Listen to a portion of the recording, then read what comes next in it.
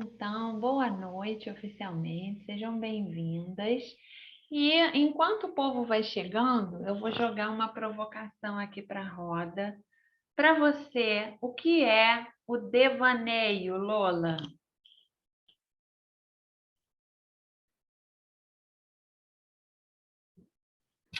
O devaneio Não tem certo nem errado. Quando fala devaneio, o que que vem? tem assim como é que se diz? A emoção, o imaginário, não é?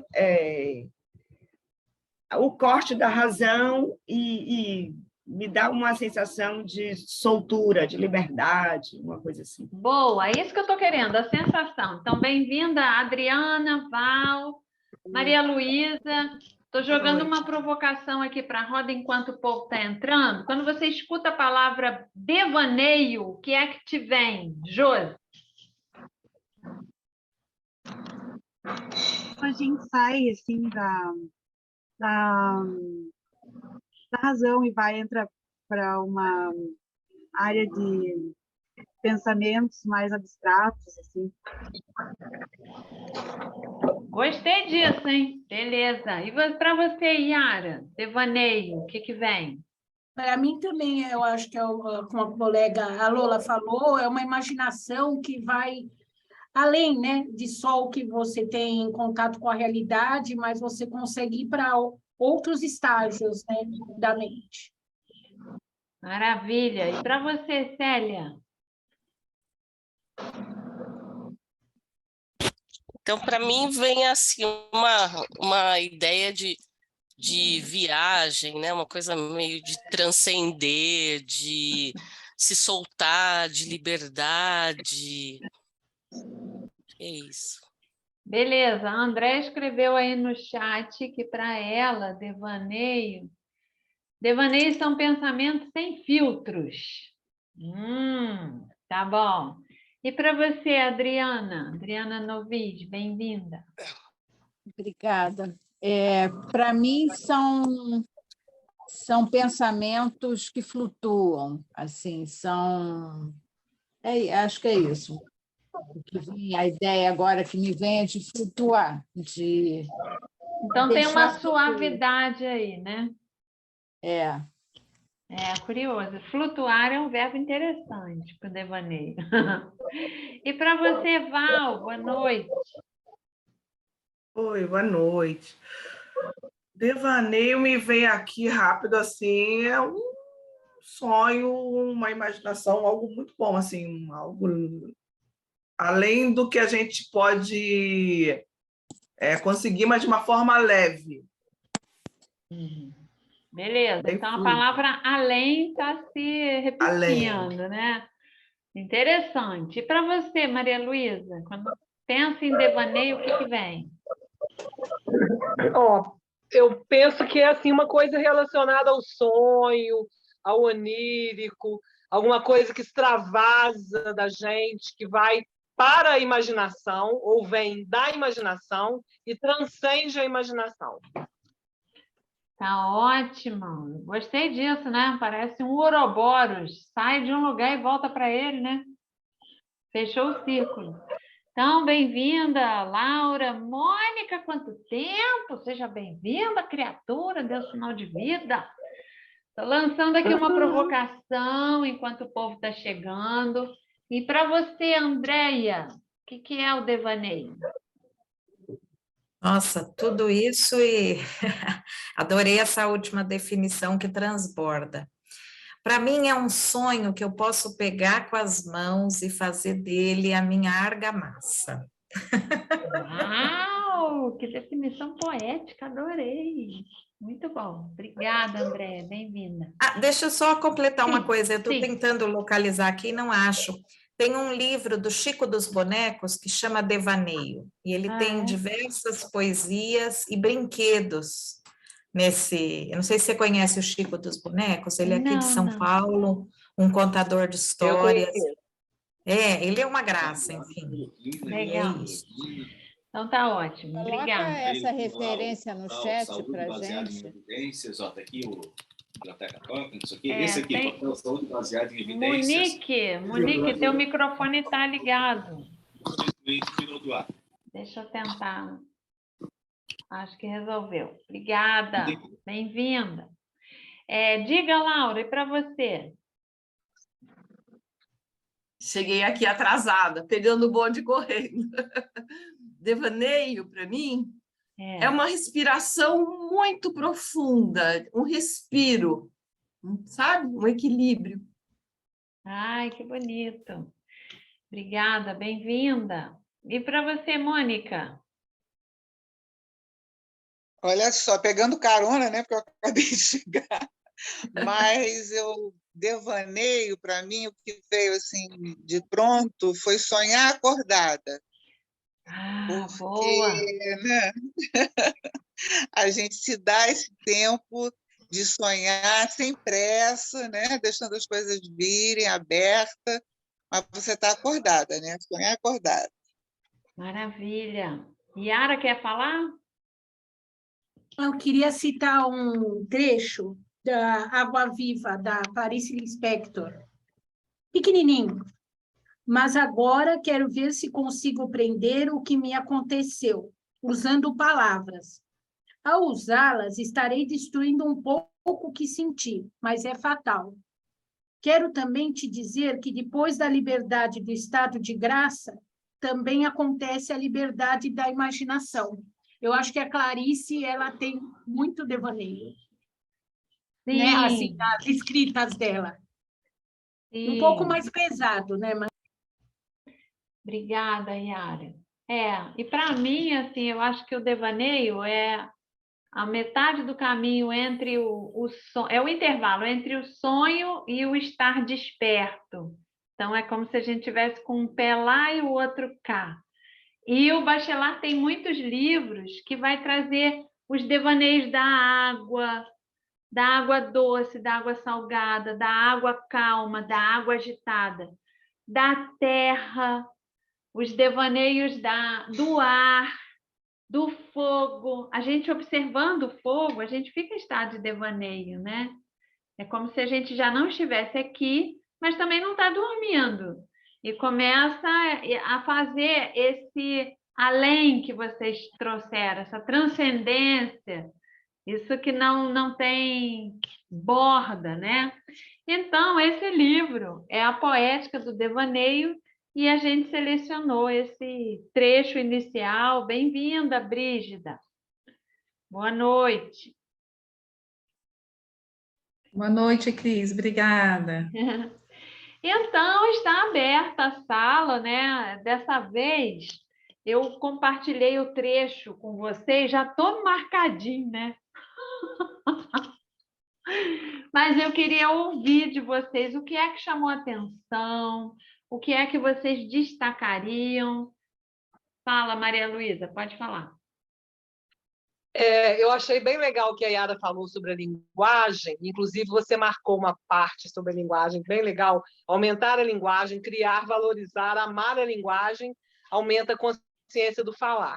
E eu lembrei de uma novela que cantava uma música que eu acho que é da Cássia Eller, que fala toda palavra que cura, quem fala confirma o poder da palavra.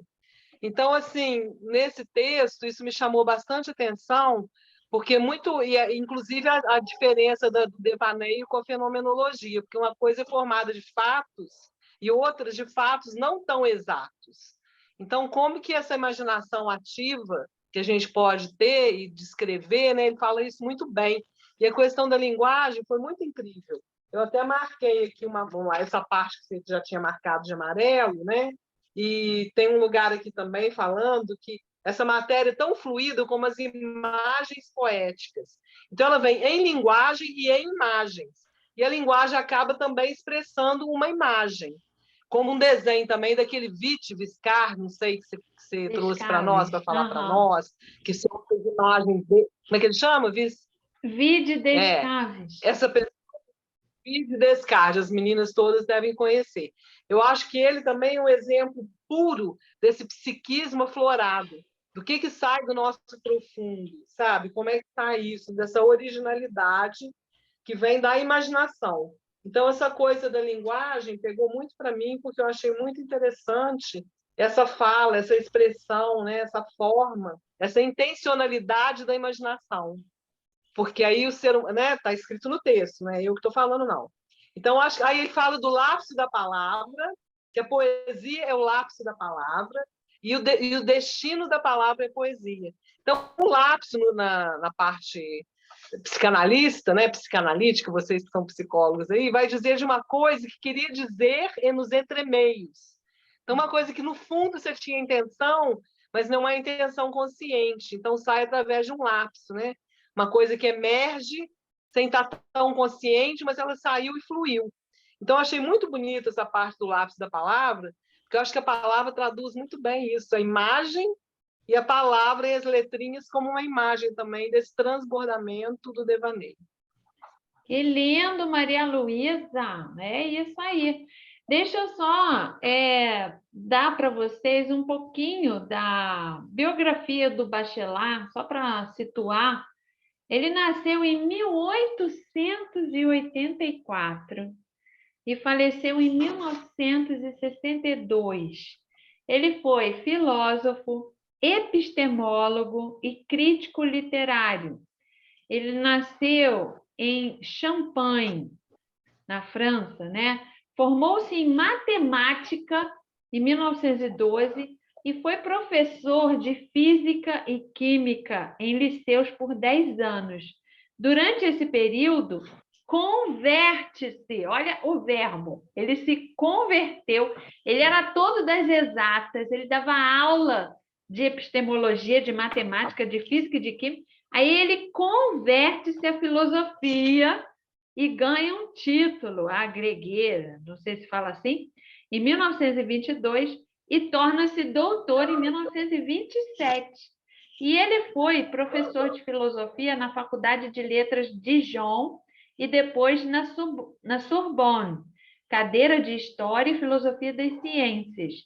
E foi também diretor do Instituto de História das Ciências e Técnicas. Não é incrível isso, gente? É uma pessoa que converte-se de uma área exata para a filosofia das humanas? Então, fala, Yara. Olha, talvez uma frase também que eu marquei do Ferreira Goulart explica essa conversão dele. Opa! A arte existe porque a vida não basta. Do Ferreira Goulart. Sim, é verdade. Uhum.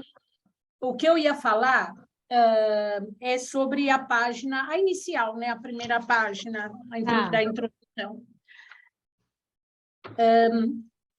O método fenomenológico, eu vou falar só o que eu marquei, né? O método fenomenológico, os princípios da fenomenologia, nossa, um palavrão isso. Tratava-se de trazer à plena luz a tomada de consciência de um sujeito maravilhado pelas imagens poéticas. Tomada de consciência que a fenomenologia moderna quer acrescentar a todos os fenômenos da psique. Parecia-nos atribuir um valor subjetivo, durável, a imagens que muitas vezes encerram apenas objetividade duvidosa. Pulando um trechinho, o método fenomenológico leva-nos a tentar a comunicação com a consciência criante do poeta. A imagem poética nova, uma simples imagem, torna-se, assim, simplesmente origem absoluta, uma origem de consciência. Nas horas de grandes achados, uma imagem poética pode ser o germe de um mundo, o germe de um universo imaginado diante do devaneio de um poeta. Eu entendo assim que ele quis falar dessa fenomenologia pela imaginação poética, né? E que ele quer trazer à luz um sujeito que vê além das imagens. Por exemplo, que nem você fala assim, do café. Então, você vai falar bem o que é o café, como é que se planta o café, como é que se vende o café, tudo. Agora, é diferente quando você olha e fala assim, nossa, que cheiro gostoso. Eu lembro da minha avó, como ela fazia o café com coador. e por aí vai, né? Ele vai além, então, daquela imagem real que mostra. Eu acho que é isso, falando bem de uma forma simples, né? Porque eu não entendo direito, da fenomenologia. Olha, o trava-língua está ótimo, você não errou uma vez. Então, relaxa. E vamos aí, ampliando essas leituras, né? Mas eu adoro, Bachelard, você lendo, eu já fico tão feliz. Mas deixa eu escutar a Andréia. Fala, Andréia. Eu acho que eu peguei o trecho seguinte, para não ter que ter o trava-língua, eu peguei a imagem poética ilumina com tal luz a consciência, e que vão procurar os antecedentes inconsistentes. Mas aí eu queria usar de exemplo o livro que eu comecei a ler hoje, Tudo é Rio, da Carla Madeira. E tem um trecho aqui que eu achei lindo com essa luz que dá. Provocou em Venâncio uma emoção aguda. Os olhos dele se encheram de uma água triste, turva, como a água que passa num cano por onde nada passava há muito tempo, e que expulsa com ela uma sujeira velha, um abandono antigo e demorado. Aquele homem maltratado era dono de uma beleza que a desgraça escondeu, com sua camada grossa de hostilidade. Nossa, que lindo! Não é lindo isso? Ele está falando uma coisa triste, né? Isso que eu acho mais incrível. Está falando de um negócio que está arrebentando, que está rasgando no meio, sem zíper. Então... E não está doendo, olha que doido. E aí depois, num outro trecho, tem assim, a loucura começa como a doença, miúda. Não é maravilhoso? É maravilhoso. Andréia, então, o trecho que você leu do Bachelard está onde? Esse da imagem que ilumina? Está na página 3, segundo parágrafo, terceiro. Lá no meio do parágrafo, está até grifado já. Achei. Achei uma delícia isso, que já vem pré-grifado o negócio. Eu acabei eu acho que é muito tendencioso. Eu comprei o livro. Fiquei na dúvida, porque eu grifei umas coisas que não estavam grifadas, aí falei assim, eu descobri isso aqui que não está grifado. Ótimo. Então, essa seleção, né, desse trecho se deu porque eu vi nisso um percurso muito relevante para o nosso trabalho. Porque para pensar, o que é uma pessoa com depressão, né? O que é uma pessoa sem esperança? O que é uma pessoa que já não quer levantar da cama? O que é uma pessoa que nunca fala nada nas rodas? Não é? Então, é uma caixa preta. Isso pode ter várias leituras. Mas o que é que ele está dizendo? Que o maravilhamento, né? Então, a Yara trouxe uma leitura, a Andréia fez uma outra leitura. A leitura literária, ela é caracterizada por uma estética no dizer. É um cuidado com a linguagem, né? Como estava ressaltando aí a Maria Luísa. Então, o que a gente falou? Caramba, está rasgando a pessoa que nem zíper no meio, mas fala isso com uma beleza que parece que é um salvo-conduto, não é? Então, o que o Bachelard está trazendo, que é essa alegria desse maravilhamento que a gente não fica nesse estado com certos livros. Ele está dizendo que é isso que te deixa em estado de alma nascente. É isso que te dá vontade de falar. Então, olha como isso tem a ver com o nosso trabalho, porque a gente está num terreno minado, num terreno ferido, não é? Porque quando a gente se une para conversar, é para partilhar alegrias, mas o vínculo mais forte acontece quando a gente partilha os machucados, né? As desesperanças. Mas aí, para a gente falar isso, a gente não tem facilidade de falar isso. E é isso que o Bachelard vai trazer, que é o maravilhamento, é uma chave para abrir a palavra. Respira. Só complementando, Cris, Isso, vem, traz. Ele fala assim, mas o homem não se engana ao exaltar-se. A poesia é um dos destinos da palavra, corroborando isso que você está falando, né? Porque nem precisa ser a poesia, literalmente, né? Mas a forma poética de abordar alguma coisa, que é essa estética, né? Estética vem de asteses, né? Que devolve para você o sentido. E é curioso que lá no finalzinho, né? Na página 26, e vocês viram que ele nasceu lá em 1800 e alguma coisa, é um tempo totalmente diferente do que a gente está vivendo hoje, né? Mas é algo que a gente já estava... Espera aí, que eu estou perdida aqui. É algo que a gente já tem discutido muitas e muitas vezes. Ele fala, não engulam. Isso, não ler rápido demais, né? É preciso assimilar. Exatamente. Meu Deus, acho que eu peguei... estou com a poética do espaço, é por isso que eu não estou achando nada. Espera aí, deixa eu ler. 26, lá no finalzinho, olha lá. Para isso, somos aconselhados a não ler com demasiada rapidez e a cuidar para não engolir trechos excessivamente grandes. Dividam, dizem-nos, cada uma das dificuldades em tantas parcelas quanto forem necessárias para melhor resolvê-las. Sim, mastiguem bem, bebam em pequenos goles, saboreiem verso por verso os poemas.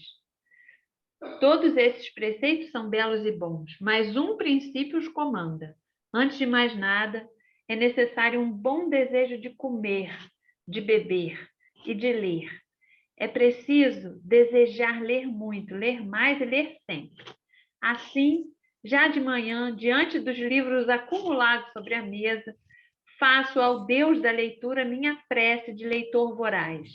A fome nossa de cada dia nos dai hoje. E antes de passar a palavra para Maria Luísa, e é isso que eu acredito, que esses círculos, né, essas rodas que a gente promove, são espaços privilegiados para a gente devanear. Porque são momentos, né, como diz a Michelle Petit, que a gente se ausenta do caos e a gente cria um tempo, espaço, refúgio, onde a gente pode respirar, onde a gente faz esse exercício de sonhar. E esse sonho, ele é convidado pelo devaneio. Então, isso é uma coisa que eu sinto a cada roda. Então, por exemplo, na semana passada, eu fiz um círculo com aquele livro da Paulina Chiziane, O Alegre Canto da Perdiz, mas a minha semana foi tão tumultuada que eu marquei os trechos, mas eu não senti aquela leitura, mas eu sabia que no círculo eu ia sentir. E é isso que acontece. É no círculo que eu vou sentir a leitura, porque é um tempo e espaço dedicado para aquilo. Eu não permito que nada interrompa isso, não é? Então, isso favorece, há condições que favorecem o devaneio. E é um desafio cada dia maior você garantir isso. Então, fale, Luísa. Teu microfone está desligado. Eu vou te pedir. Eu achei bastante interessante também quando ele diz que é preciso escrever com emoção, com gosto, e fala do domínio do amor escrito. Ele fala isso, e como que as cartas de amor, já disse lá o nosso poeta português, né? Como são todas as cartas de amor, ridículas, as cartas de amor. Então, eu achei muito bacana essa parte dos devaneios de almas solitárias que se preparam à doçura de amar. Porque cartas de amor é uma coisa que tem no mundo inteiro e vai ter sempre, nem que seja no WhatsApp, né, hoje em dia, né? As pessoas irão se escrever a sua paixão, essas fórmulas de paixão que são grandes devaneios. Eu queria rapidamente, porque dura 1 minuto, uma poesia que chama Descobrir no Ser Outro o Próprio Ser. Mas isso é diferente das cartas de amor, tá? Apesar de ser um amor também. Mas é dele Havia ou uma é vez um sua? homem que queria estar... Não é minha, pequenininha. Havia uma vez um homem que queria estar com outros. Humildemente lhes pediu para que assim pudesse ser. Os outros eram pescadores e, como tais, hábeis com suas varas. Enchiam rapidamente seus cestos com suntuosos e carnudos peixes. Nada lhes atormentava, nem o vento, nem o sol. E qualquer lugar onde deitavam suas varas era o local ideal. Os outros eram um verdadeiro sucesso como pescadores. E assim, o homem, para estar bem com os outros, tentou a todo custo o mesmo desempenho. E até ontem não sabia por quê, nada conseguiu pescar. Acreditou ser a vara não muito adequada. Acreditou ser a isca não muito boa. Acreditou ser o local em que deitava sua vara não muito próprio. E chegou mesmo a crer que os peixes conspiravam contra si e contra seu esforço de estar bem com os outros. E chegou a acreditar que sempre estava ou do lado errado, ou com a vara errada, ou com a isca errada, ou até mesmo com os três juntos da forma mais errada possível. Apesar do incentivo dos outros e da necessidade dos peixes, que afinal era a única coisa que conseguia compartilhar com os outros, percebeu através deste desencontro ter pescado para si algo que não era um peixe. Percebeu pelo devaneio e pelo insucesso que tinha encontrado a si mesmo. Percebeu que pescar era mais que uma vara, uma isca, um rio, um peixe, um pescador. Percebeu pelo não ser o que realmente era. Percebeu, claro, pelo escuro, tudo pelo nada. E o homem seguiu seu caminho, deixando para outros a pesca e os peixes. Muito bem, Maria Luísa. Você precisa publicar um livro seu, porque toda oportunidade que dá, você quer mostrar. Então, nada melhor do que Não, mas eu quis ilustrar, porque você falou como que é difícil falar sobre essas coisas, né? Sim. Eu usei esse poema numa roda e foi muito bom, porque as pessoas se sentem assim, eu não sou insuficiente, eu não sou deficiente, eu só não estou fazendo aquilo que eu quero, por exemplo, pescando, né? Então, assim, para criar uma identidade, e como eu tinha usado a palavra devaneio, eu lembrei desse poema. Esse eu usei numa roda de biblioterapia que eu fiz. Obrigada e parabéns. Diga, Andréia. Tem um trecho que ele mesmo define o devaneio, que ele fala: ajuda-nos a habitar o mundo, a habitar a felicidade do mundo. E aí ele coloca: muitas vezes no decorrer de nossas investigações anteriores sobre a imaginação, sem jamais tratá-lo a fundo, ficaríamos felizes hoje se pudéssemos ao menos colocar o problema com mais clareza. Os mundos imaginados determinam profundas comunhões de devaneios. Chegamos ao ponto de poder interrogar um coração pedindo-lhe para confessar seus entusiasmos perante a grandeza do mundo contemplado, do mundo imaginado, em profundas contemplações. Não é poético até a definição? É maravilhoso. E é um outro desafio atual, né? A gente poder contemplar. Porque a gente está sempre enchendo todo o nosso tempo, né? Inclusive os intervalos de informação, de feed, né? Agora, o devaneio é uma outra energia. É você ficar olhando, por exemplo, para o mar, ou para a natureza, ou para o fogo, né? Porque aí você expande, é incrível isso, né? O seu imaginário. Aí você processa as coisas, né? Então tem um risco muito grande de, como dizia uma expressão do Caio Fernando Abreu no Pequenas Epifanias, eu tenho medo de atrolhar a terra. E se tiver alguma coisa querendo nascer e não tiver espaço? Então, a contemplação ela é fundamental para a nossa imaginação, para a nossa intuição, que é quem efetivamente mostra o caminho. Eu acho que, sinceramente, às vezes, né, eu também me pego assim, perdida em tantas mídias sociais. Eu acho que é uma bússola que deixa a gente perdido, né? Eu fico desbussolada. Foi alguma coisa que a gente leu que tinha essa expressão, né? Então, a contemplação, pelo contrário, parece que você não está fazendo nada, mas é pelo contrário. Você está percorrendo caminhos internos de uma amplificação psíquica. Eu acho que é um termo que nesse texto ele usa. Quer ver? Vou pegar aqui. Produtividade psíquica. Eu nem sei, porque às vezes eu leio e do lado eu vou anotando algumas palavras-chave. Acho que está bem no iniciozinho. Então, ele fala da psicologia do maravilhamento. Então, é como se fosse um amplificador. André está dizendo que a fala lembrou o estudo sobre o vazio, os vazios constitutivos. Ótima ponte, André. E a estética da recepção, é isso aí. Então, é um diálogo, né? Tem que deixar espaço vazio para receber, né? Processar.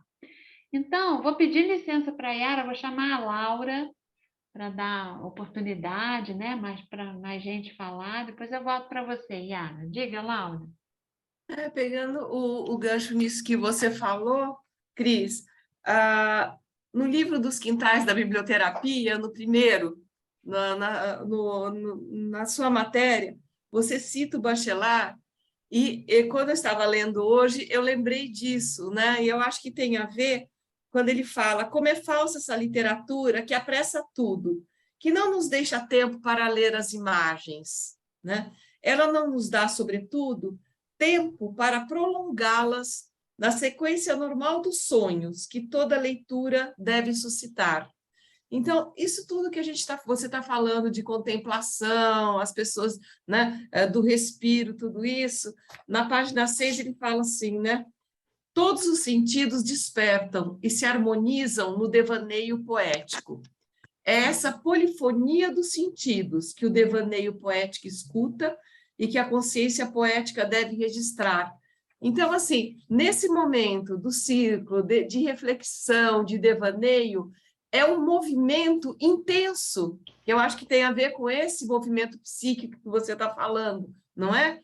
Então, assim, existe um movimento que está acontecendo e que eu acredito muito nele, né? Acho que é isso. Eu também. Né? E principalmente agora, né? E aí você falando isso, Laura, me lembrou também, está lá na Michelle Petit, Arte de Ler, ou Como Resistir à Adversidade, que não é dela não, ela cita alguém, que eu já não lembro quem, que ela fala o seguinte, a gente está com o livro na mão. Quando tem aquele momento que a gente para a leitura e olha para cima, o universo começa a ser criado. Isso é o devaneio. Isso é você estar escrevendo junto. Você está criando respiros para co-criar. E é isso que é um amplificador psíquico. Bem-vinda, Ana Cristina. Bem-vinda, Márcia. Sejam bem-vindas. E Yara, diga.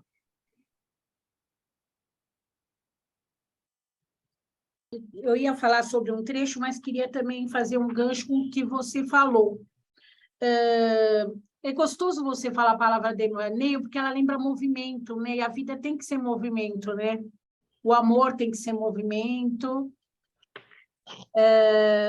Quando ele trabalha muito com a dialética, né? Assim, das palavras. E você estava falando sobre a questão da necessidade da gente apreciar, né? Ter aquele devaneio, um momento assim de olhar para o mar. Eu até estava pensando em mim, que eu não tenho esses momentos, assim, preciso dar um jeitinho, que realmente é o que vai fazer você, assim, relaxar, encontrar um espaço, né, para novos conhecimentos, para novas vivências. E ele vai falar aqui na página 21, né, que ele trabalha também com duas palavras, acho que de uma forma bem dialética, ânima e ânimos, né? Ele fala que se a pessoa não tem essa oportunidade desse devaneio, que é aí que nós temos que tomar cuidado com o vazio, né? Porque o vazio, ter um pouco de vazio é normal, mas às vezes você se enche de outros sentimentos que não são bons, e aqui ele vai citar a cólera, né? Porque na infância, tudo que pode vir, às vezes, muita coisa que está guardada, e ele fala sobre a cólera, na página 21, né? que ele fala assim, sempre que o ânima seria a parte, você vai explicar melhor, né, como psicóloga, feminina, e o ânimos é a parte masculina, e que vem essa violência muitas vezes, né? Então, que o devaneio ajuda você a equilibrar o ânimo e a ânima. Eu entendi assim, né? Para controlar essa cólera. Sim. Você quer comentar sobre esse trecho? Eu ia depois só falar um outro, mas aqui já é um outro assunto. A André está escrevendo aqui no chat que ela contempla até a contemplação. É por isso que eu ela é ia essa comentar pessoa também, fecunda. Fala. Só mais uma coisa que eu ia comentar, quando ele fala na página 7, sobre um devaneio diferente do sonho não se conta. Ele vai falar sobre escrever, no último parágrafo, porque uma das coisas que ele chama atenção no texto sobre a diferença do devaneio e do sonho, que ele acha chato quando a pessoa quer detalhar aquele sonho, como se fosse único, exclusivo, aquela coisa racional, né? Então, ele acha chato, e o devaneio é algo diferente, e ele incentiva a escrever, né? É no último parágrafo da página 7. Diferente do sonho não se conta, para comunicar é preciso escrever, escrever com emoção, com gosto, revivendo melhor ao transcrevê-lo. Tocamos aqui no domínio do amor escrito. O amor é contato de duas poesias, a fusão de dois devaneios. Para dizer um amor, é preciso escrever. Nunca se escreve demais. Então, é a sugestão que ele dá. Tem cada frase linda nesse trecho, não é, gente? Dá vontade de fazer um post assim, só com as frases. Então, você estava falando Se você pudesse comentar alguma coisa do ânima e do ânimo. Então, tem, né, essa coisa da ânima é o feminino e do ânimos é o masculino. Aí, no iníciozinho da página 20, ele diz assim, queremos simplesmente mostrar que o devaneio, no seu estado mais simples, mais puro, pertence à ânima.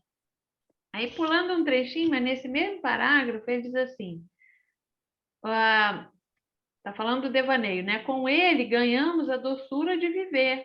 Doçura, lentidão, paz. Eis a divisa do devaneio em ânima.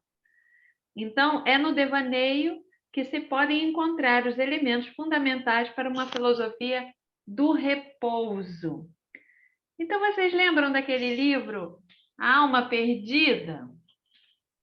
Ele está aqui, ó. Eu descobri esse livro aqui com o time Humanidades. Está aqui a Adriana Novis, a Mônica, né? Então, a alma perdida é uma pessoa que se perde de si, né? Vai no médico e ela fala assim, o teu problema é que você está adiantado 2 anos, você está fazendo as coisas tão correndo que a tua alma ficou no meio do caminho e você nem percebeu. Aí ele fica assustado com esse diagnóstico, né? E pergunta, e agora, o que eu faço? Você tem que ir para uma cabana e esperar. E assim ele faz. E demora um tempo. Porque ele estava correndo muito, né? A alma não conseguia acompanhar. Aí chega ela, meio esfarrapada, assim, né? Meio desamparada. E é um livro-arte, né? É um livro belíssimo. Então, o devaneio, ele requer essa lentidão. Senão, não tem. Deixa eu escutar mais vocês. A Márcia falou que ela ganhou uma companheira, que é a Andréia. É isso, Márcia? Você também contempla a contemplação? E eu sei que a Ana Cristina gostou muito do texto. O que você destacaria, Ana? Eu estou pegando os trechos que eu sublinhei aqui e daqui a pouco eu peço para falar. Tá, então, vocês vejam que nesse trecho ele também fala sobre a infância como um estado eterno, né? Uma dimensão assim. Deixa eu pegar aqui. Coisa da infância. Eu marquei. Olha, está no finalzinho da página 20. Tentaremos apresentar de forma condensada uma filosofia ontológica da infância que põe de parte o caráter durável da infância, Por alguns de seus traços, a infância dura a vida inteira. É ela que vem animar amplos setores da vida adulta. Primeiro, a infância nunca abandona as suas moradas noturnas. Muitas vezes, uma criança vem velar o nosso sono.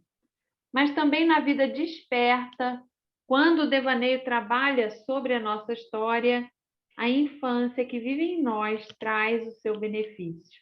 É preciso viver, por muitas vezes é muito bom viver com a criança que fomos. Isso nos dá uma consciência de raiz. Toda a árvore do ser se reconforta. Os poetas nos ajudarão a reencontrar em nós essa infância viva, essa infância permanente, durável, imóvel. Um beijo, Monique está precisando sair. Não é lindo isso, gente? Então, esse livro, né, a gente se debruçou sobre a introdução, mas ele tem um capítulo, que é o capítulo 3, que são os devaneios voltados para a infância, independentemente da idade. E isso nos deixa em estado de alma nascente, que é uma expressão que ele usa nesse capítulo, né? Então, que narrativas são aquelas que fazem surgir dentro de nós como se fossem as minas, sabe? Algo que borbulha, algo que quer sair, que quer tomar seu curso. Antônia está aí, bem-vinda, Antônia. Cris? Sim. Parece que meu recurso da mãozinha não está funcionando muito bem. Ah, então pode chamar. Quando for assim, gente, se a mão não funcionar, abre o microfone e me chama. Diga lá. Eu gostei muito do conceito quando ele diz de devaneio, é uma fuga para fora do real. E nesse momento, quando ele diz que é uma fuga para fora do real, é quando o poeta ou a poetisa realmente se encontra e se coloca de forma muito criativa, porque ele sai do tempo enjaulado, ganha espaço, ganha voo, e ele se torna real. E aí ele está em devaneio. Então, assim, eu até considero que eu me encontro nos meus devaneios, né? E ele diz uma outra coisa também, que nós estamos vivendo tempos destituídos de atenção e memória. Então, se a gente não tem atenção para os detalhes, para as miudezas do cotidiano, a gente não traz a contemplação, a gente não se permite observar para além do aqui e o agora, né? A gente não permite viagens para o além. E ele ainda acrescenta que veremos que certos devaneios poéticos são hipóteses de vidas que alargam a nossa vida, dando-nos confiança no universo. Então, a gente ganha não só espaço, a gente ganha confiança e, de certa forma, a gente ganha propriedade sobre a própria vida, né? Sobre o seu próprio ser. Então, ele chamou atenção e, bem no final da página 8, ele ainda diz assim, no mundo que nasce dele, o homem pode tornar-se tudo. Então, o homem é o próprio co-criador e nos seus devaneios, ele pode ser tudo. Uma vez eu fui num instituto de matemática, assim, o Cefet, que forma engenheiros aqui no Rio de Janeiro. Eu me surpreendi muito que tinha uma frase na parede. Eu já não lembro a autoria da frase, mas dizia isso, né? Que o devaneio ele era essencial para a ciência. Porque o que fazem os cientistas? Eles testam hipóteses. O que são hipóteses? São coisas que ainda não existem. É como se fosse esse além que a gente está falando. É gente que tem a capacidade... Qual é a frase, Cris? Pois é, eu não lembro exatamente da frase, mas valorizava que os devaneios eram mais importantes, eram essenciais para a ciência, o sonhar, né? Porque os cientistas trabalham com hipóteses. E as hipóteses não são o retrato do real, é algo que pode ser ou pode não ser. Né? Então, é preciso que o pensamento dê se descole do real. Esse que é difícil.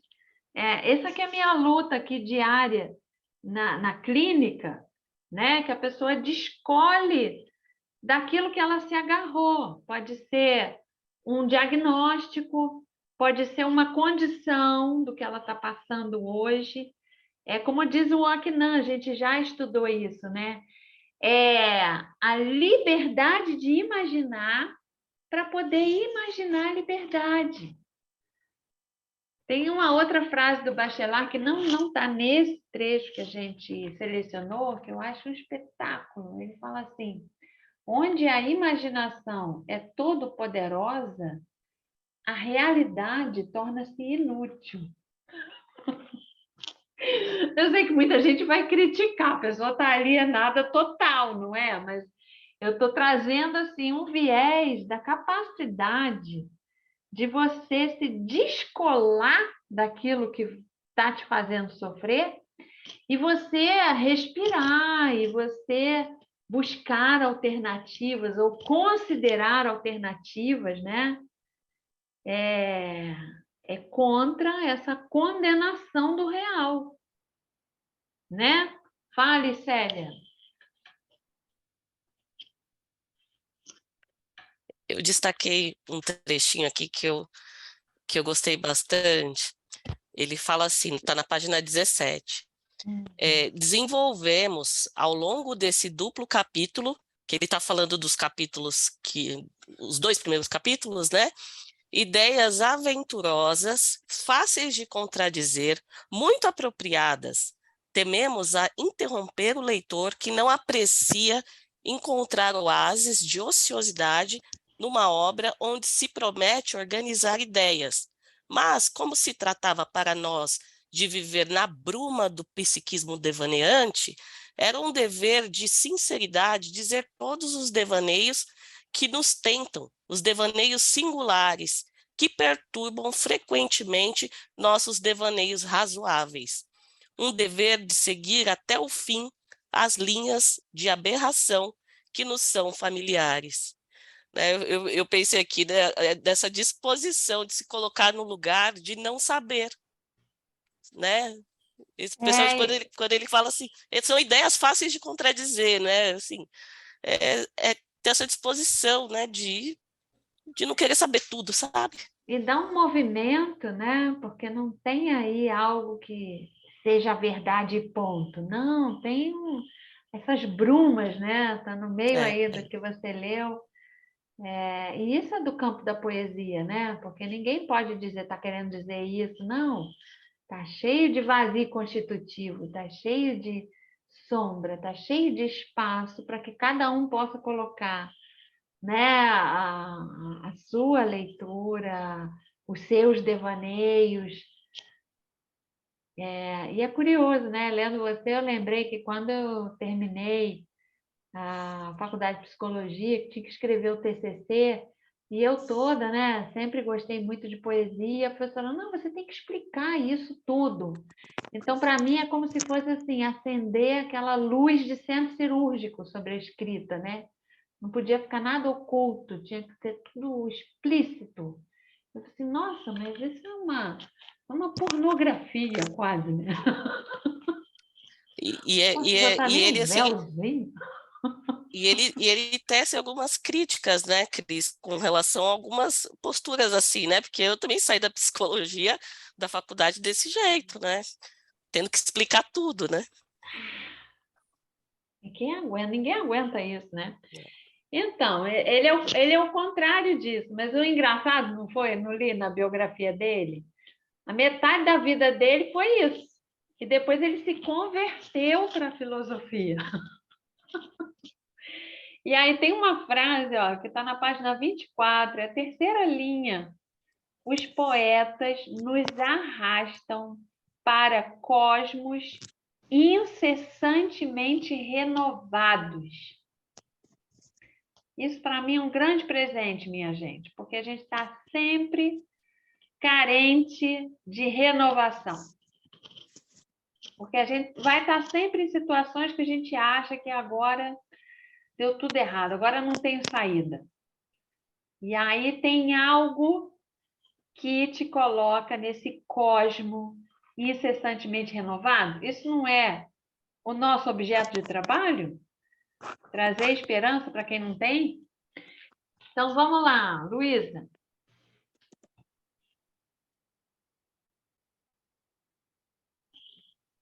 E não está ainda, Luísa. O microfone. Ele fala que a sutileza de uma novidade reanima, redobra e renova. E isso me lembrou muito o que você falou sobre uma criança, porque a vitalidade, né, a energia de uma criança está nesse sempre reanimar, se redobrar e renovar. Então, é uma coisa muito bonita, a sutileza de uma novidade. Mas a academia, eu não sei a fenomenologia, mas o que vocês estão dizendo aí, a academia ela é muito cartesiana. Então, se você colocar uma coisa que está fora dos parâmetros da citação da BNT lá, eles vão brigar, eles vão impedir, vão falar não, porque não está acadêmico. Então, o ser acadêmico é um ser que não é nem fenomenológico, nem nada. Porque aí eu questiono uma coisa que ele colocou também. Questiono, não. Quero confirmar com vocês. Ele coloca a objetividade duvidosa e o valor subjetivo durável. Então, isso é uma coisa muito interessante, porque a objetividade está relacionada ao objeto e a subjetividade está relacionada ao sujeito. Então, às vezes, as pessoas querem empobrecer tanto as coisas por não devanearem e não permitir o devaneio, né? Que numa tese, lá, que numa dissertação, num TCC, qualquer coisa, se você extrapolar o caminho do conhecido, aí vem os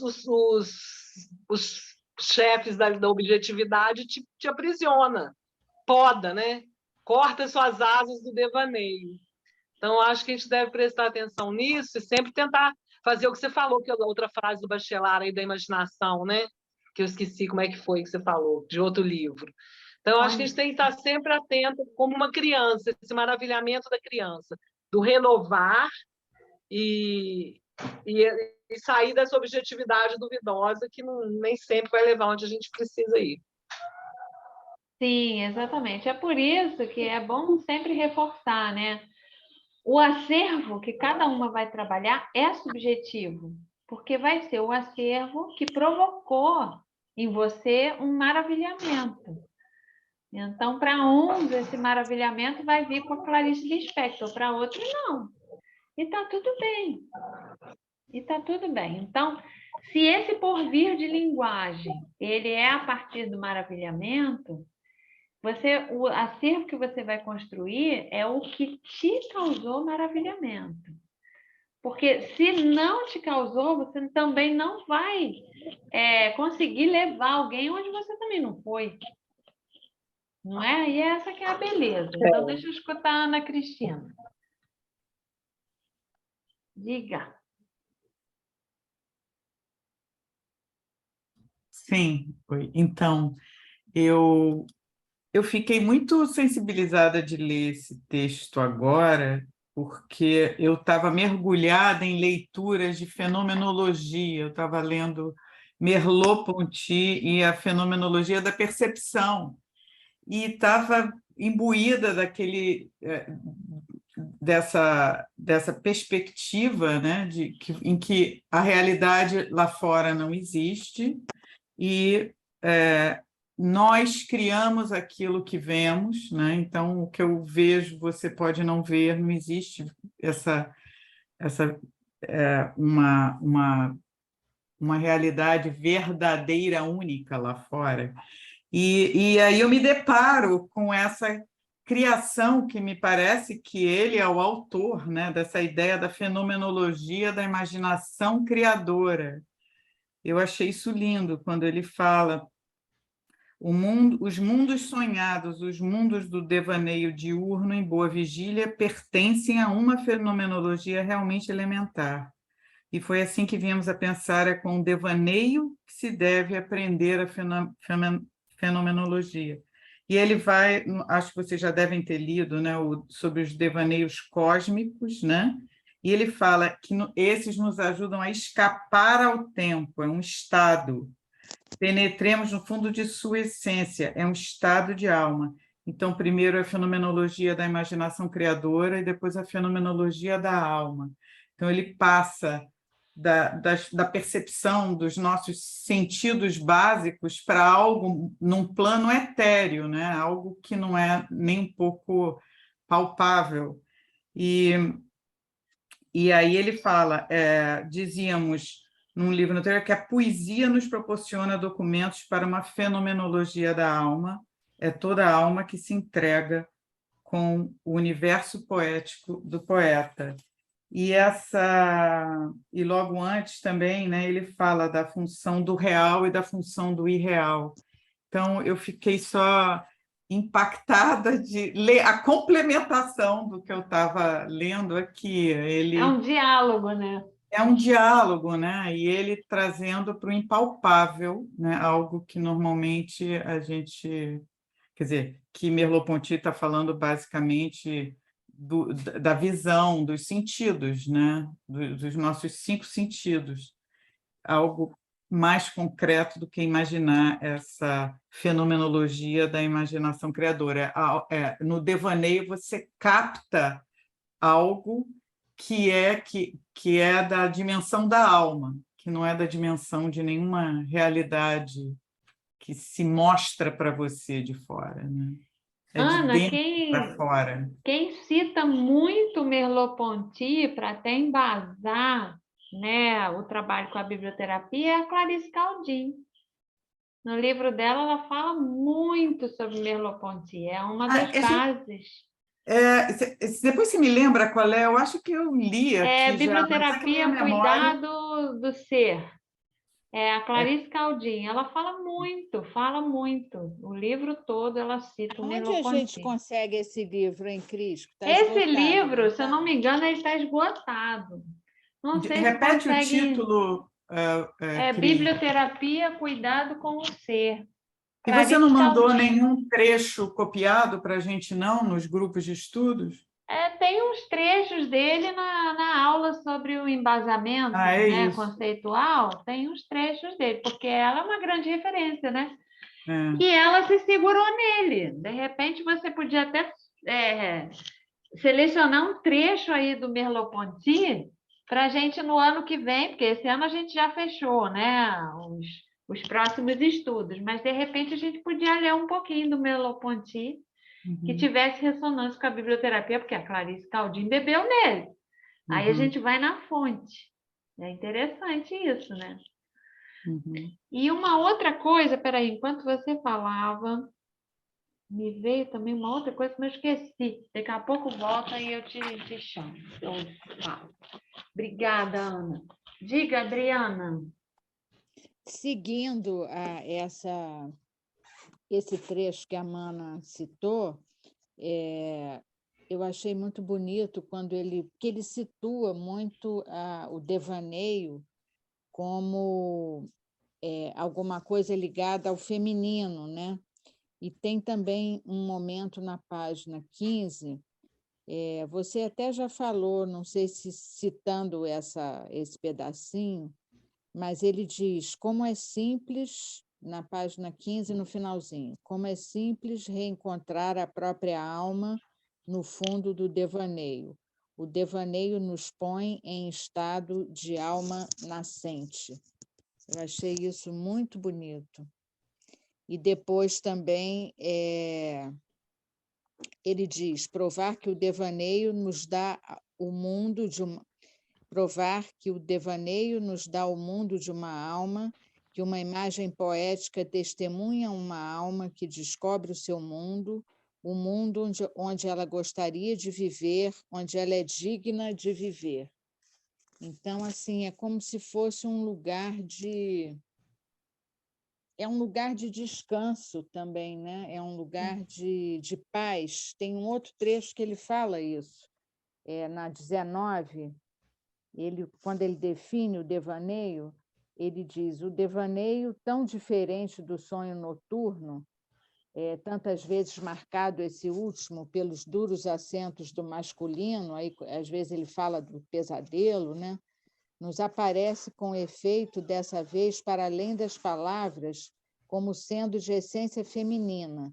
O devaneio vivido no sossego do dia, na paz do repouso, o devaneio verdadeiramente natural, é a potência mesma do ser em repouso.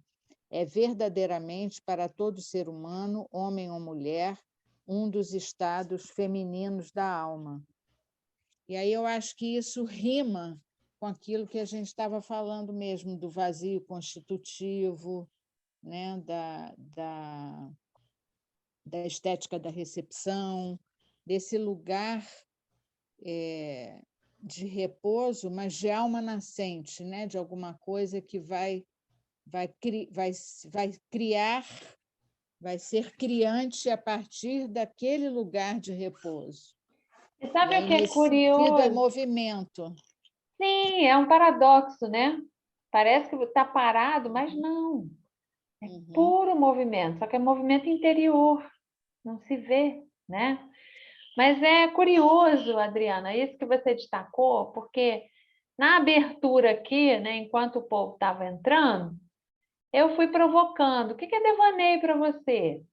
E das várias definições, elas tinham algo em comum, que é um senso de leveza. Não é uma coisa pesada, não é uma coisa que carrega esforço. É pelo contrário. É uma coisa que, ao relaxar, ela flui, ela expande, e ela vai além, ela percorre um caminho de um outro modo. E é curioso falar, porque ao falar isso, eu lembrei de um congresso em 2018 com uma cientista, artista, o nome dela é Christine Delory-Montberger, que fala sobre narrativas autobiográficas.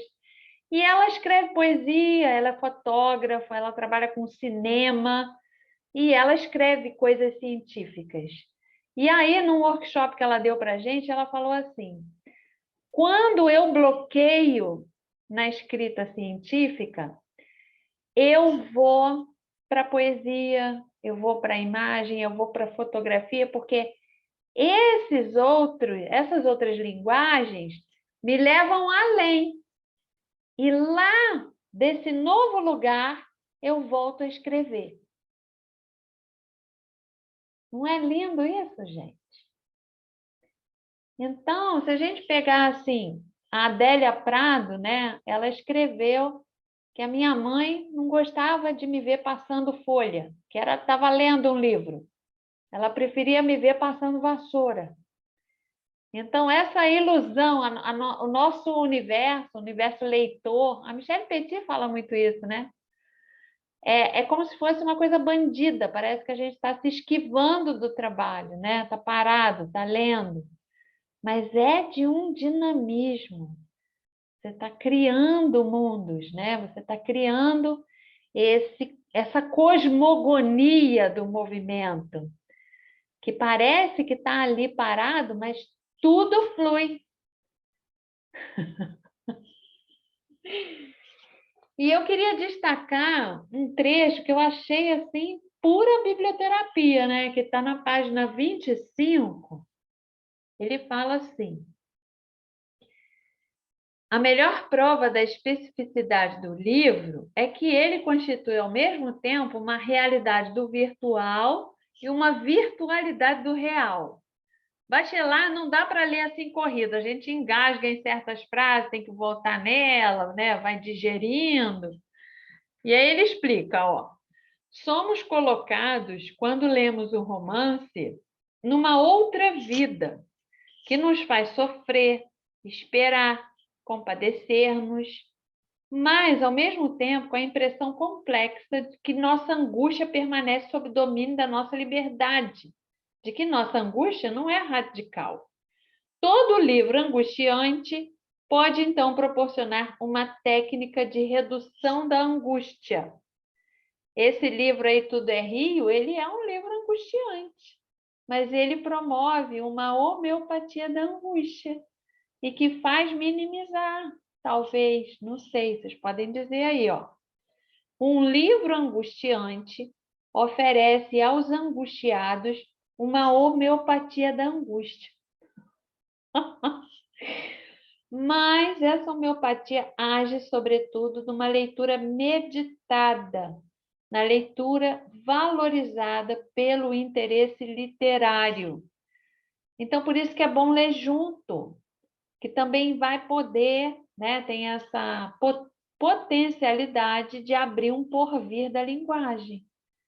Que a gente pode falar do personagem, mas, na verdade, vai estar falando da gente, né? É um fenômeno, por isso que é fenomenológico. É algo que acontece. Então, dois planos do psiquismo se cindem. O leitor participa desses dois planos e, quando se torna bastante consciente da estética da angústia, está bem perto de descobrir-lhe a facticidade. Porque a angústia é factícia. Somos feitos para respirar livremente. Gente, ele é complexo, porque pensa bem. Que ano que o homem nasceu? Era outra época. Ele escreve diferente as coisas, né? Diga, Yara.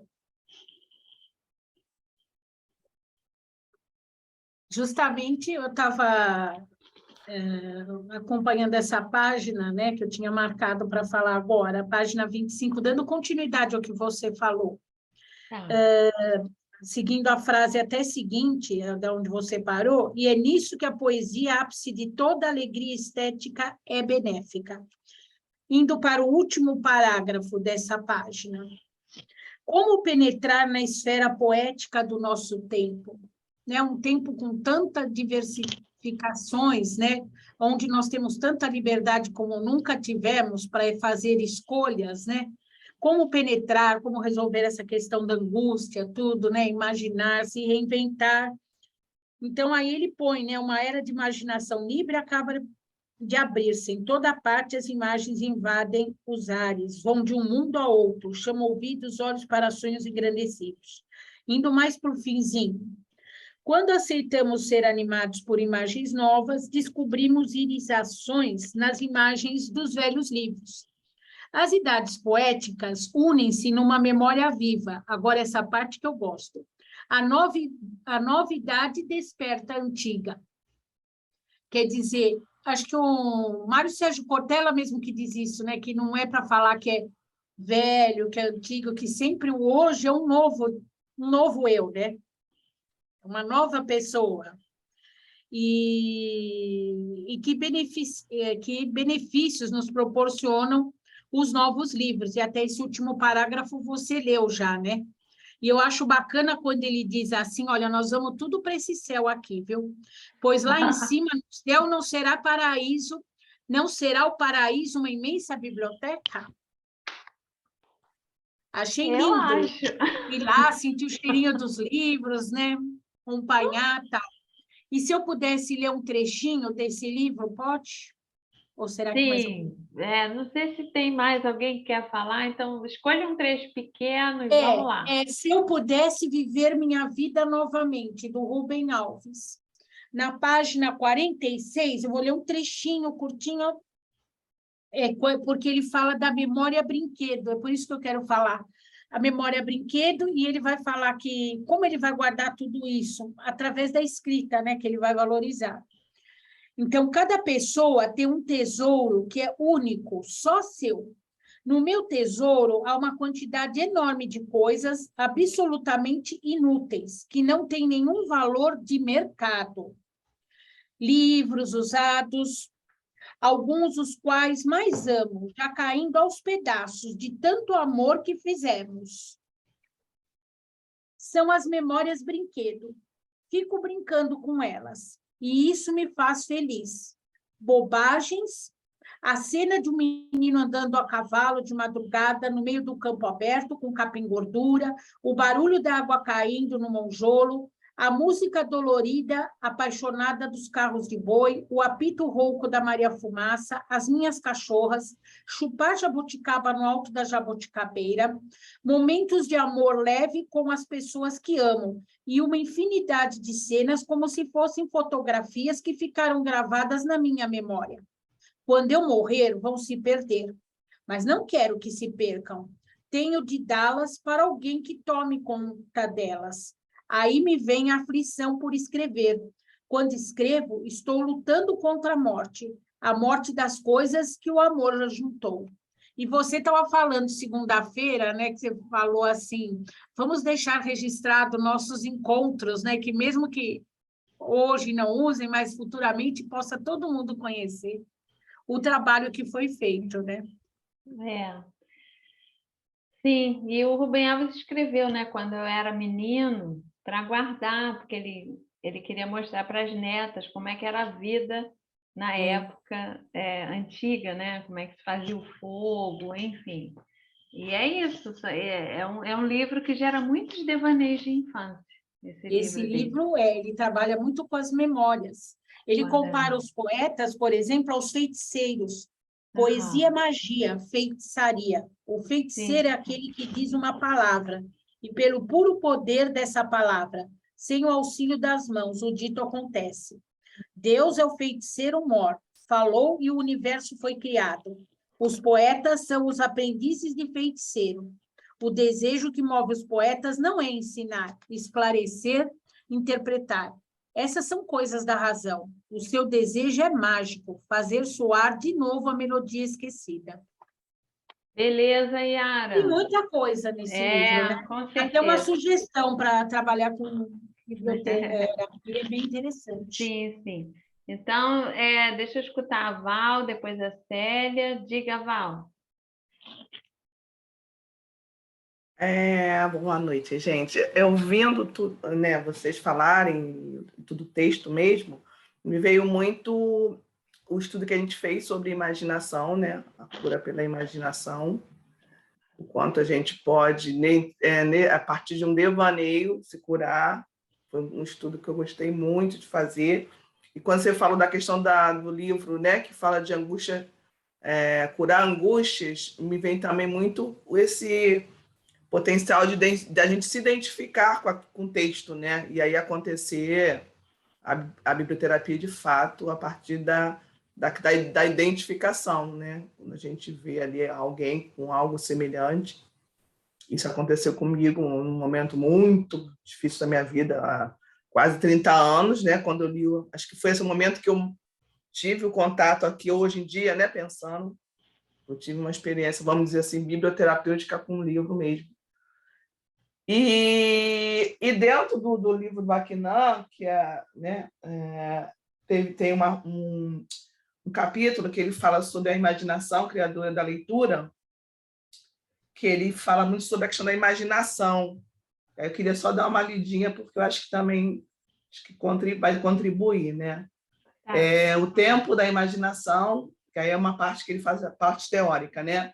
Essa imaginação é como um jogo livre, com possibilidades em um estado de não engajamento em relação ao mundo da percepção ou da ação, ela introduz uma nota suspensiva. Depois da ruptura com a linguagem cotidiana, a leitura abre e desdobra novas dimensões da realidade. Então, essa questão da imaginação faz a gente se abrir para novas realidades, né? E ele tem uma frase que ele coloca: leitor, só me encontro quando me perco. Então, é bem o que a gente está falando mesmo, né? E no finalzinho desse capítulo aqui, né, um subcapítulo, ele fala: a interpretação existencial e biblioterapêutica oferece ao homem a liberdade de imaginar, para que ele seja capaz de imaginar a liberdade, como você falou, né? Olha, a filosofia biblioterapêutica lembra ao homem que ele não contém apenas incontáveis possibilidades de poder ser, mas que ele tem precisamente o seu ser nesse poder ser múltiplo. Então, aqui não vem aí só... Maravilhoso. Eu quero pontuar aqui que eu fico tão feliz quando vocês fazem esses diálogos entre o que a gente está lendo e os outros que a gente já atravessou. Isso, para mim, é um indicador de um genuíno aprendizado, né? De uma incorporação dessas bases teóricas para o trabalho. E essa intertextualidade é um estágio avançado dos estudos, e vocês estão fazendo isso com muita maestria. Eu fico muito feliz de ver essas pontes. Né? Não só com tem uma mestra, né? Que nos inspira a fazer isso. Né? Não só com os outros autores estudados, mas com a própria literatura. Essa frase do perder-se, que você destacou do Acnan, eu não lembrava nela. Vou voltar nele, porque tem a Clarice Lispector que fala que perder-se é um achar-se perigoso. Né? E a gente já se debruçou também sobre o conceito de identidade narrativa, de a partir desse movimento, ao se narrar, você vai se construindo. O que também vai ser tema do nosso próximo encontro, né? Mas obrigada, Val. Deixa eu ouvir a Célia. Vamos ouvir a Célia. Então, eu queria fazer a leitura de uma poesia da Adélia Prado, que está no livro Bagagem, que eu acho que conversa com esse tema do devaneio ser um estado de repouso. Eu quero uma licença de dormir, perdão para descansar horas a fio, sem ao menos sonhar, a leve palha de um pequeno sonho. Quero o que antes da vida foi o profundo sono das espécies, a graça de um estado, semente, muito mais do que raízes. Uau! Célia, lindo, você foi, né? Cirúrgica. Qual o título desse poema, gente? Esse é o Exausto. Olha, esse é um poema da atualidade? Lê as duas últimas frases. A graça de um estado semente. A graça de um estado, semente, muito mais que raízes. Que lindo. Célia podia tirar foto e você botar, compartilhar com a gente. Se mandar para mim, eu boto lá no grupo. Isso. Então, eu fico ouvindo isso, né? Recentemente eu divulguei aqui um curso, Palavras e Sementes, da Gislaine Matos. Eu fiz esse curso. Ela é uma grande mestra, né, de contação de histórias, e ela está com uma pesquisa profunda sobre a palavra. E ela fala isso, né? Que assim como tem sementes crioulas são aquelas as tradicionais, né? E tem as que são modificadas, tem vários tipos de semente, mas as sementes crioulas são aquelas que guardam a matriz das origens. Então, tem certas histórias e tem certas narrativas que nos devolvem esse estado originário de ser, né? É como se fosse um estado de raiz, esse estado de infância, de cosmo, de alma nascente. Então, isso tem ressonância também com isso que o Bachelard está falando. E eu lembro muito do Ailton Krenar falando que o futuro é ancestral, né? Tanta tecnologia, tanto desenvolvimento, mas o que nós humanos estamos precisando são coisas básicas, são coisas das origens, né? São as coisas essenciais. E que bonito esse exemplo, essa poesia. Amei. Obrigada. Queria ouvir quem não leu o texto e só escutou esse nosso diálogo. O que sentiu? Lola, diga, o que você sentiu? Oi. Essa questão, eu estou com a garganta doendo. Essa questão mesmo dessa, meu Deus, desse devaneio literário, né? Dessa viagem que a gente faz com a literatura. Aí eu fiquei pensando quantos livros já teve esse efeito sobre mim, esse efeito mesmo de devaneio, de curar alguma coisa. Eu me lembro que quando eu li o Grande Sertão Veredas, a primeira vez, eu deixei, porque eu não entendia e tal, deixei. Quando minha mãe faleceu, esse livro caiu assim, que é o livro da minha... É a minha referência, é o meu livro até hoje, entendeu? Que bacana. E é interessante essa fala da Lola, viu? Quantas vezes ela foi interrompida? Esse é o nosso cotidiano. Então, o nosso grande desafio de devaneio hoje é criar espaços onde você possa efetivamente se entregar. Porque é isso, né?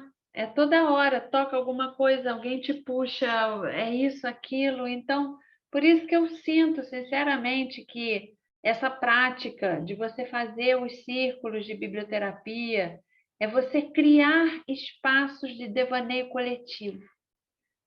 Isso é muito importante para a gente se apoiar, seja nas alegrias ou nas travessias dolorosas.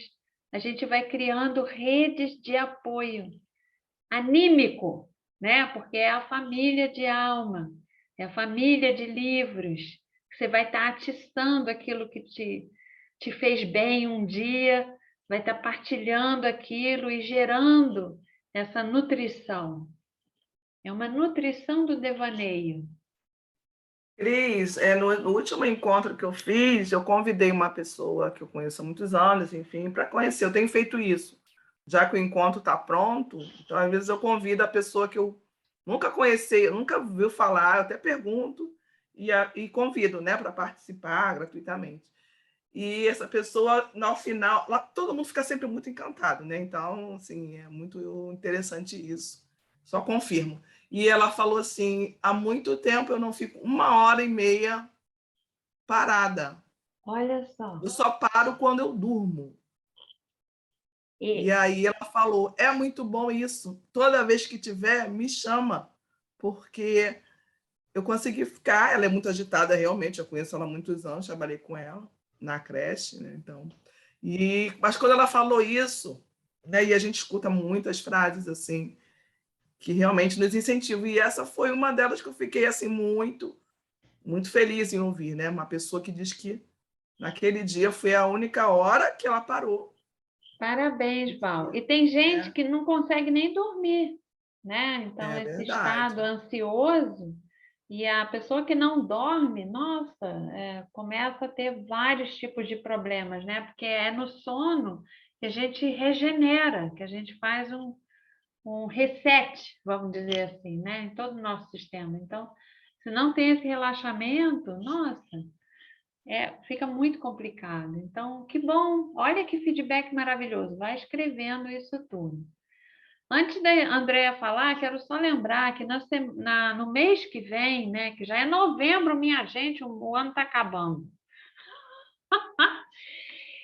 Dia 2, que é a primeira quarta-feira, é feriado, né? Então, o nosso encontro vai acontecer dia 9, eu já botei isso lá no grupo, e o capítulo, a gente vai ler o capítulo Construir-se a Si Próprio, que está no livro Os Jovens e a Leitura, da Michelle Petit. Até o final dessa semana, eu escaneio e mando lá no grupo para quem não tiver o livro, tá bom? Então, vamos lá, Andréia, diga. É o borbulhar aqui. Desde que você falou a primeira vez da Adélia, no Virar Folhas, e a sequência das meninas, eu fui correndo pegar um livro, não sei se vocês conhecem esse aqui, A Linha, de Mário Vale. É um livro inteiro, desde a capa, que ele tem, todos os desenhos são linhas, de cima para baixo, não sei se dá para ver aí. Então, aqui é um homem na correria, o coração dele, então a linha se rompe, ele cai, enfim, tem 1000 histórias. Mas eu fui buscar a mulher da vassoura, no sentido do devaneio que acontece. E ao buscar esse, eu me deparei com essa cena. Então, tem aqui um militar em cima da linha, aí você segue a linha, não sei se está dando para ver, tem aqui o trabalhador, tá? O operário quebrando lá. Aí segue na outra página, vem a mulher. Ela está lá varrendo, ela está deixando debaixo do tapete ou não? E aí Não segue sei. uma página inteira em branco. E me fez essa viagem de todas as poesias que tiveram aqui, desse espaço, ainda que seja uma página em branco, que a gente possa contemplar e trazer nela uma imaginação, é muito rico. E esse espaço não é uma página em branco, mas é uma que a gente pode compor de diversas formas. Muito obrigada. André é sempre inspiradíssimo. Vocês estão vendo como é que é uma pessoa cheia de maravilhamentos? É assim. Ela precisa partilhar, senão ela explode, né? Então, mulheres, vamos tirar uma foto? Quem quiser sair na foto, aciona aí a câmera, arruma os cabelos, faz o que você precisar.